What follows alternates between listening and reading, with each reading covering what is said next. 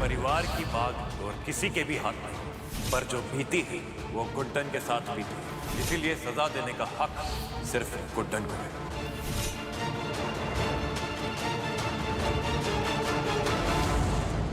हाय हाय दुर्गा दी, किस तरह की सत्ता सौंपी है आपको, जहाँ पे आपको एक फैसला करने का हक भी नहीं। मतलब चाबियां आपके पास है ना, तो फिर सजा वो क्यों देगी भला? ये तो वही बात हो गई कि नीली पगड़ी पहनकर प्राइम मिनिस्टर बनी आप, और फैसले वो बाहर वाली ले रही हैं?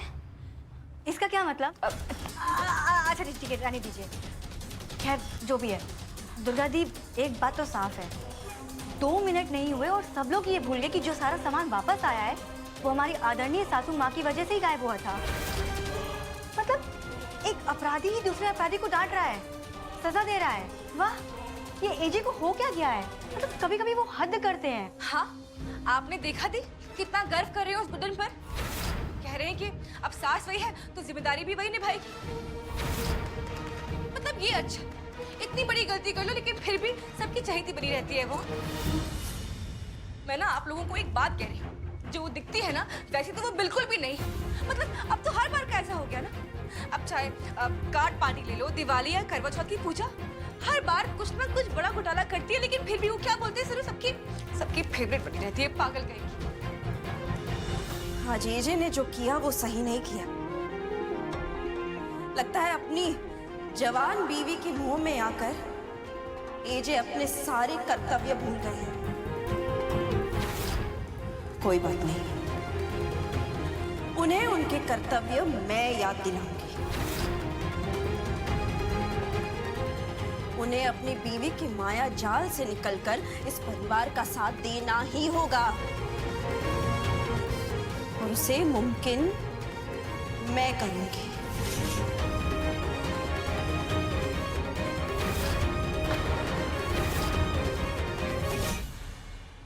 लला,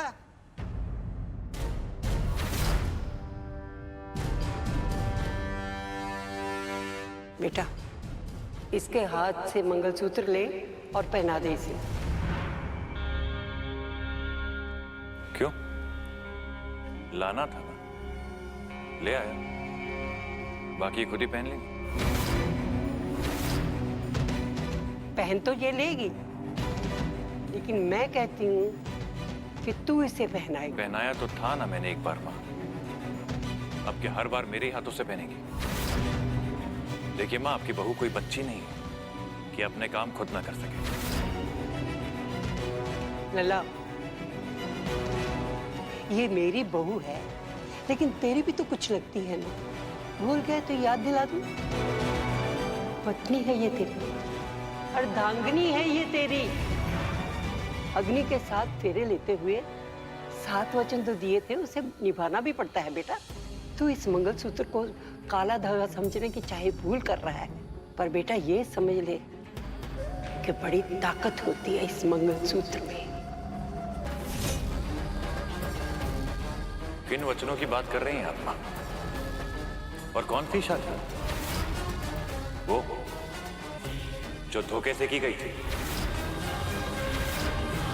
या वो जो पैसों के लालच में की गई थी? कौन सी शादी मां?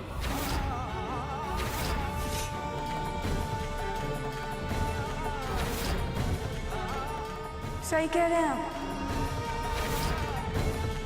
दादी, जो शादी उन्होंने इतनी चालाकी से की थी वो हमारे लिए भी तो एक मजबूरी में की हुई शादी थी ना। रही बात ये मंगलसूत्र की, ये तो हम खुद भी पहन सकते हैं।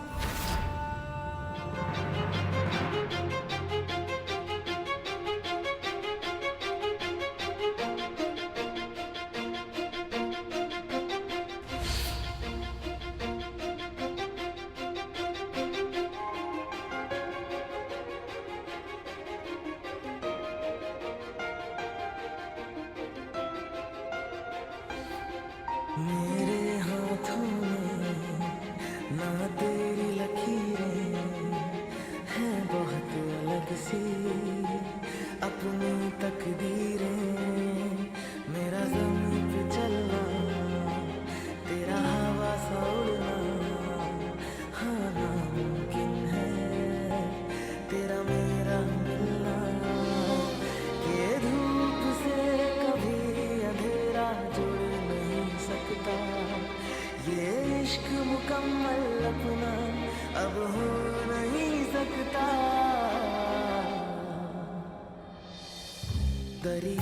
जहाँ है तू, मैं हूँ सहरा सा, फासला मिटेगा जो है फैला सा, जो खत्म न होगा। तू ऐसा सफर है, मैं रात का लम्हा, तू धूप सहर है।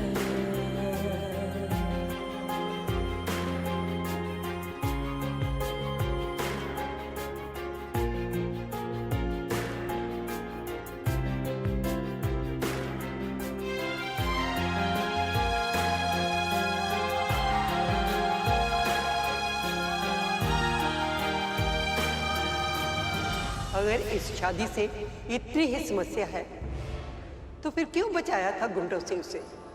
क्यों लाया मंगलसूत्र वापस? हाँ, क्योंकि वो मेरी जिम्मेदारी थी माँ। मैंने आज तक गुड्डन के लिए जो कुछ भी किया है वो सिर्फ इसीलिए किया है क्योंकि उसका नाम जिंदल परिवार के नाम के साथ जुड़ा हुआ है। मैं मंगलसूत्र इसलिए नहीं लाया कि मैं उसे अपनी पत्नी मानता, बल्कि इसलिए लाया हूं क्योंकि आप उसे अपनी बहू मानती हैं। माँ, गुड्डन को मेरी जिंदगी में जो जगह देने की आप बात कर रही हैं, वो जगह मैंने पहले से ही अंतरा को दे रखी है। और आप ये सबसे अच्छी तरह जानते हैं कि अंतरा की जगह मैं कभी किसी को नहीं दूंगा, हरगिज़ नहीं।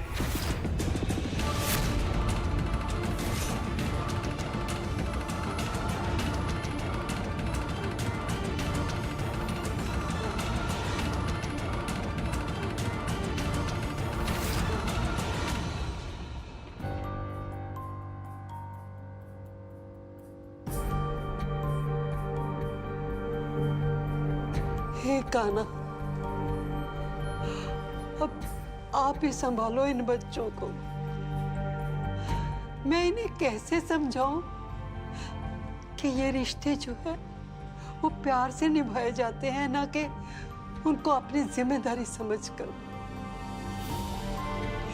कान्हा, इन दोनों को ये एहसास करवा दो कि जिस पवित्र रिश्ते में ये बंधे हुए हैं उसे सिर्फ और सिर्फ प्यार से सींचना पड़ता है। मेरी गुड्डन की अच्छाइयों का लल्ला को एहसास दिला दो। हे Kanha.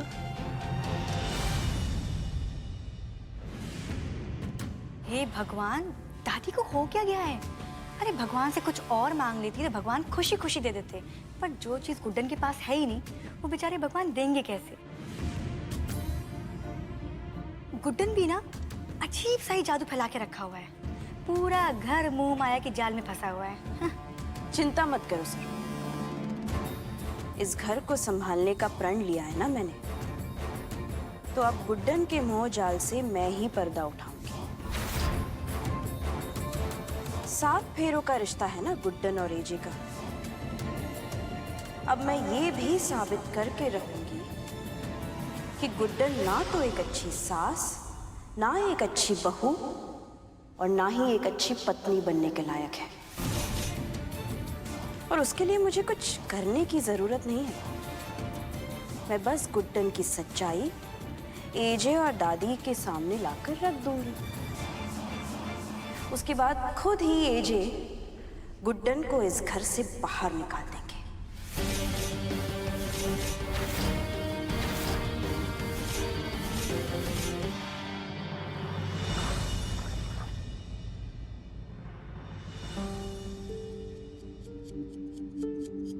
Thank you Lord Krishna, सब सही करवा दिया आपने।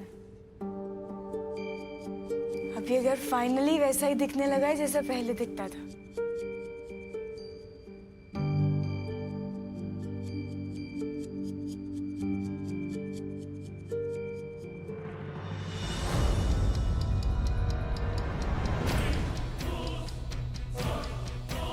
ओ भाई साहब, ये सब क्या कर रहे हैं आप? हाँ? किसने बोला ये सब करने को? आपको पता भी है कि कितनी मेहनत लगी थी हमारी इस बेजान से कमरे को जिंदा करने में? नहीं मतलब हम तो कमरा सजाने के चक्कर में आधे हो गए, और आपका 1 मिनट लगा ना हमारी पूरी मेहनत पे पानी फेरने में।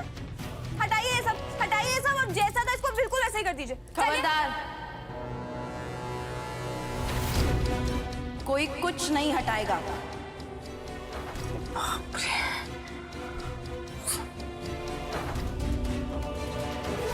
आप लोग जाइए हॉल में, साफ सफाई कीजिए, जाइए। तुम्हारी मर्जी तब चलती थी जब तुम्हारे पास इस घर की सत्ता थी। हाँ पर अब इस घर की सत्ता मेरे हाथों में है। इसलिए मैंने उनको कह दिया, सब कुछ वैसा का वैसा कर दो जैसा तुम्हारे इस घर में आने से पहले था। हाँ दुर्गा जी, वो सब तो ठीक है, पर हम तो बस इतना कह रहे थे कि कमरे की दीवारें थोड़ी सी रंगीन हो जाती तो अच्छा लगता। मतलब हम तो कोई अधिकार भी नहीं जमा रहे हैं, बस इतना कह रहे हैं कि थोड़ा सा, मतलब थोड़ा सा कलरफुल हो जाता तो अच्छा लगता है ना। हाँ, यही तो तुम्हारी समस्या है, तुम वही करती हो जो लोगों को अच्छा लगे, और इसका नतीजा भी देख लिया तुमने। अब तुम चाहती हो कि तुम्हारी ये गलती मैं दोहराऊं? नहीं ना? अब ये चाबियां तुमने मुझे वापस दे दी है, थोड़ा सा तो भरोसा रखो मुझ पर। ठीक है, आपको देख लगे। और एक बात, ये चाबियां तुमने मुझे सौंप दी, मुझे बहुत अच्छा लगा। इसके बदले में मैं भी तुम्हें कुछ देना चाहती हूँ, देखोगी? वहां जाओ, देखो।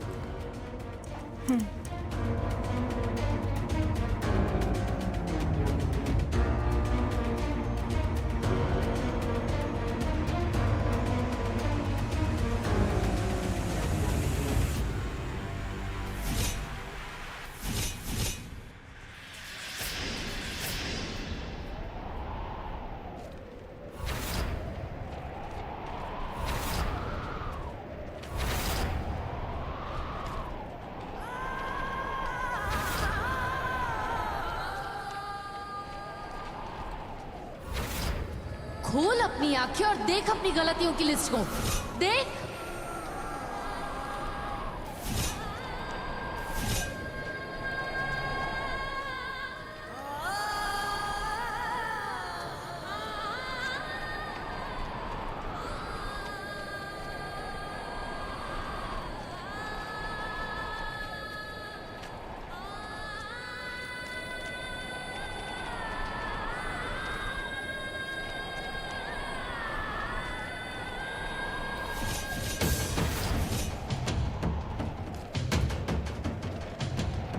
सही कहते हैं लोग, गुड्डन गुड्डन गुड्डन तुझसे नहीं हो पाएगा, तुझसे नहीं हो पाएगा, तुझसे नहीं हो पाएगा।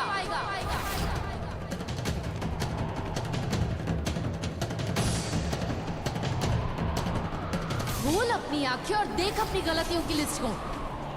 देख,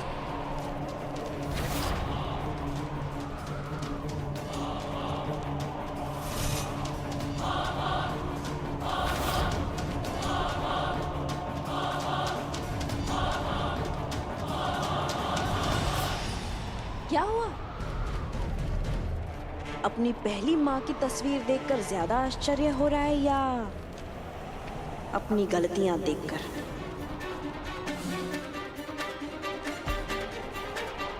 तुम्हारा जो आत्मविश्वास है ना, वो बहुत उछल उछल कर छलांगे मार रहा था, तो मैंने सोचा उसे थोड़ा जमीन पर लाया जाए।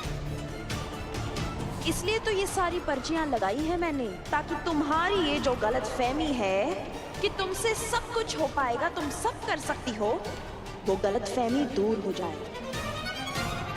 और जो सच्चाई है कि तुमसे कभी कुछ नहीं हो पाएगा, उसे तुम स्वीकार लो।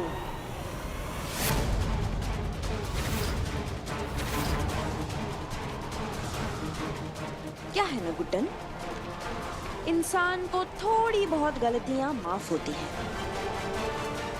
क्योंकि इंसान अपनी गलतियों से तो सीखता है। पर ये कहावत तुम पर लागू नहीं होती। जिंदल परिवार का मान सम्मान सब कुछ दांव पर लगा दिया तुमने।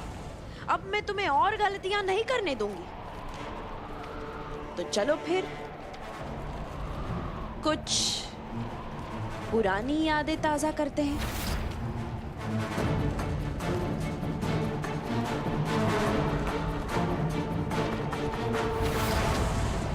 ये लो, लिखो, तुम्हारी सबसे बड़ी गलती, इस घर की जिम्मेदारियां संभालना तुमसे नहीं हो पाया है। एक अच्छी सास बनना तुमसे नहीं हो पाया है।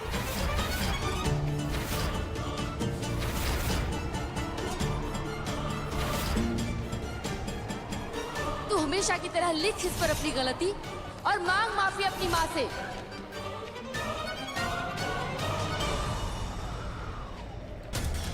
क्या हुआ? ओह, आदत नहीं रही ना? काश जैसे लिखने की आदत छूट गई है तुम्हारी, वैसे गलतियां करने की आदत भी छूट जाती। खैर, छोड़ो, ये लो, लिखो। और हाँ, 1 मिनट, अपनी सारी गलतियां मत लिख देना, हाँ? क्योंकि अगर सारी गलतियां लिखने बैठ जाओगी तो इस घर की सारी दीवारें भर जाएंगी, और अगर इस घर की सारी दीवारें भर गई तो बाकियों से तुम्हारी गलतियां छुपाना और भी मुश्किल हो जाएगा हमारे लिए। कम से कम इस बात का तो ध्यान रखो कि अब तुम किसी की पत्नी, किसी की सास, और सबसे ज्यादा जरूरी बात, जिंदल परिवार की बहू हो तुम, है ना? तो ये लो, लिखो।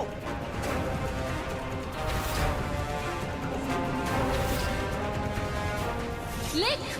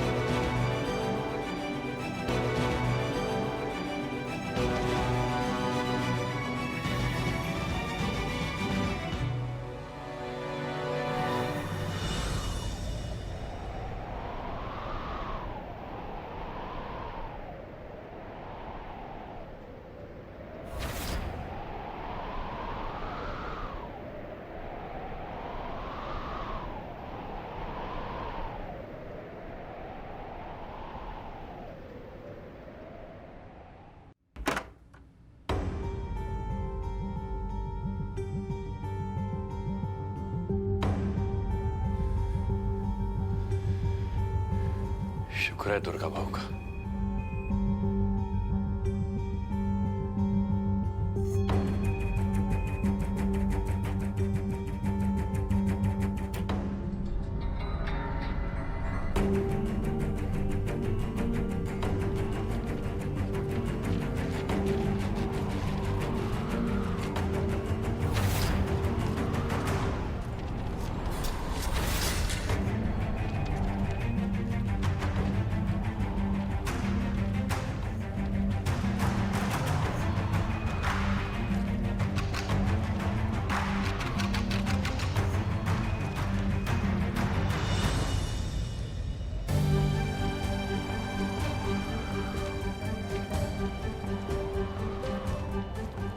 अरे तुमको सफाई से कोई परहेज है क्या?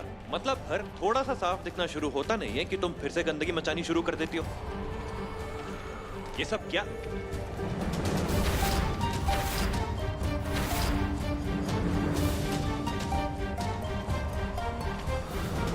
तुम्हारी माँ की फोटो के आसपास ये चिट्ठी है, ये कचरा क्यों चिपका के रखा है तुमने? जिसे आप कचरा कह रहे हैं ना, वो हमारी जिंदगी की सबसे बड़ी सच्चाई है। हमारी जिंदगी की आज तक की हुई सारी गलतियां ने हमने खुद कागज पर लिखा है। बचपन से यही करते आए हैं।